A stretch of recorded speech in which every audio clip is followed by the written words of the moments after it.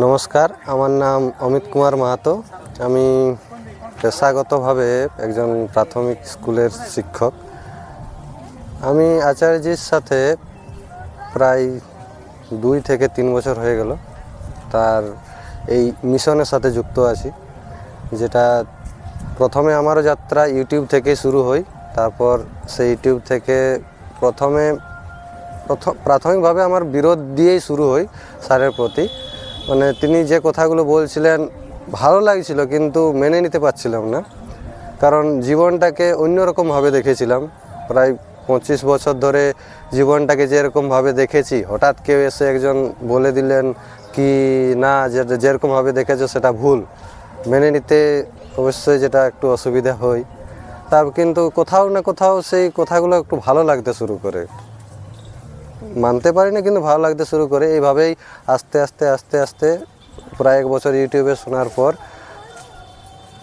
2023-এ আমি স্যারের live sessions ক্লাসে যুক্ত হই, এবং তারপর যে পরিবর্তন সেটা আর আমি নিজের চেয়েও আটকাতে পারিনি। এরকম পরিবর্তন যেটা ইউটিউবে আমাদের যে জীবনে পরিবর্তন, সেটা অনেক ছন্ন ছাড়া পরিবর্তন, কিন্তু যখন লাইভ সেশনসে যখন আসি, সত্যিকারে যেমন স্কুল শিক্ষা যেরকমভাবে মানে আমাদের মানুষ করে তোলে, সেরকমই এটাও আমাদের একটা এপি যেটা আচার্য প্রশাসন সংস্থা যেটা করেছেন আমাদের জন্য, সেটা একটা মানে ডিজিটাল ইউনিভার্সিটি বলতে পারা যায়। কারণ সেরকমই এসে আমার জীবনে অনেক পরিবর্তনে এসছে। অনেক ধর্মীয় কুসংস্কার যেগুলো ছিল আমার জীবনে আগে, সেগুলো অনেকগুলোই কেটেছে, এবং এখন আমি বর্তমানে ডায়েটের দিকে ভিগান, এবং আমার যে ভোগবাদিতার যে মানসিকতা ছিল সেগুলো অনেকাংশে কমেছে। সম্পূর্ণ শেষ হয়েছে বলতে পারবো না, তবে হ্যাঁ অনেকাংশেই কমেছে।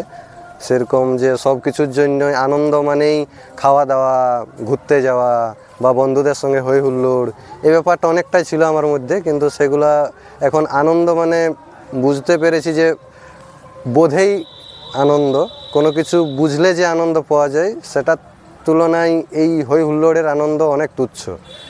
এরকমভাবেই যাত্রা চলছে।